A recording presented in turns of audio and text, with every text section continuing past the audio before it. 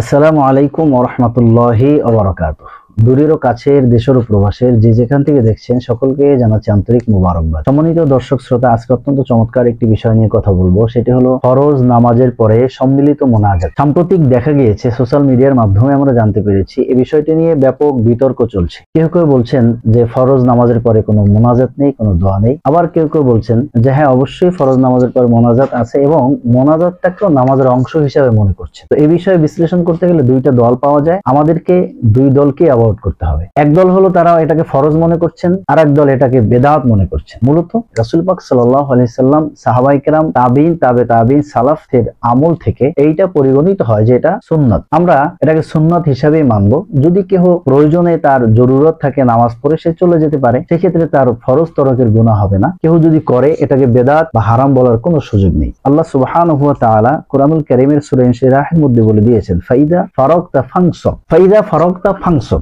এই ফানসব শব্দের ব্যাখ্যা করতে গিয়ে মুফাসসিরিন কিরাম বিভিন্ন কথা বলেছেন। ইবনে কাসির রাহমাতুল্লাহি আলাইহি তিনি বলেছেন, ইয়ানি ফি দুআয়ে ফানসব ওয়া ইলা রাব্বিকা ফারগব বাদা ফারাগিকা মিনাস সালাত ওয়া আনতা জালিস। তুমি নামাজ পড়ে, নামাজ শেষ করে তুমি গভীর মনোযোগ দিয়ে দোয়ায় নিমগ্ন হয়ে যাও। অর্থাৎ দোয়া, ফরজ নামাজের পরে যে দোয়া আছে সেই বিষয়টি কিন্তু আমরা কোরআন কারীমের এই আয়াতের কারিমার তাফসীরের মাধ্যমে আমরা জানতে পারলাম। রাসূলুল্লাহ সাল্লাল্লাহু আলাইহি ওয়াসাল্লামের সাহাবী হযরত আবু উমামা রাদিয়াল্লাহু তাআলা আনহু থেকে বর্ণিত, তিনি বলেন, আন আবি উমামা রাদিয়াল্লাহু তাআলা قال قيل يا رسول الله أي الدعاء أسمع قال جوف الليل الآخر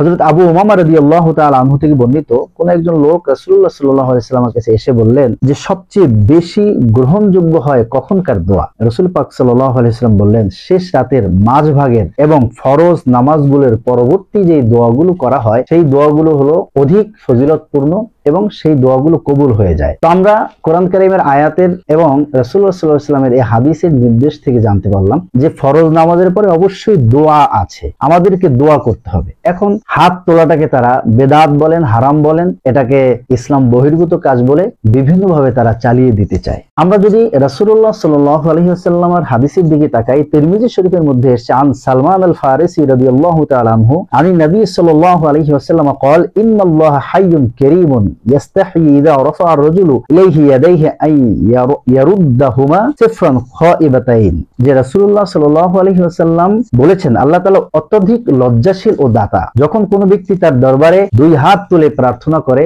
দুই হাত তুলে আল্লাহর কাছে যখন চায়, আল্লাহ তাআলা তাকে দান করেন। সুবহানাল্লাহ। আমরা এই হাদিসের মাধ্যমে জানতে পারলাম যে অবশ্যই হাত তোলা যাবে। প্রথমে আমরা জানলাম দোয়া এটা করা যাবে, হাত তোলা যাবে। এখন অনেকের প্রশ্ন, হ্যাঁ ঠিক আছে, হাত তুলে দোয়া মোনাজাত করা যাবে, তবে এটা একাকী করতে হবে, সম্মিলিতভাবে করা যাবে না। মাজমাউ জাওয়াইদের মধ্যে রাসূলুল্লাহ সাল্লাল্লাহু আলাইহি সাল্লামের সাহাবী হযরত সালমান ফারসি থেকে বর্ণিত হাদিস, যে তিনি বলেছেন, রাসূলুল্লাহ সাল্লাল্লাহু আলাইহি ওয়াসাল্লাম ইরশাদ করেছেন, মা রাফা'a কওমুন আকুফাহুম ইলাল্লাহি আযজা ওয়া জাল্লা ইয়াসআলুনাহু শাইআন ইল্লা কানা হাক্কান আল্লাহি আন ইয়াদা ফি আইদিহিম আল্লাযী সাআলুহু। যখন কিছু মানুষ হাত উঠিয়ে আল্লাহর কাছে কোনো কিছু প্রার্থনা করে, অর্থাৎ মা রাফা'a কওমুন, এখন কওম শব্দটা বলা হয়েছে মানে হলো সম্প্রদায়, মানুষ সকল একত্রিত হয়ে যদি কেহ আল্লাহর কাছে আকুফাহুম ইলাল্লাহি, আল্লাহর কাছে যদি এই দুই হাত, কাফুন, কাফুন শব্দের অর্থ হাত, দুই হাত তুলে আসমানের দিকে তুলে এভাবে যদি আল্লাহর কাছে কোনো কিছু চায়, মা রাফা'a কওমুন আকুফাহুম ইলাল্লাহি আযজা ওয়া জাল্লা ইয়াসআলুনাহু শাইআন, কোনো কিছু যদি তারা আল্লাহর কাছে চায়, ইল্লা কানা হাক্কান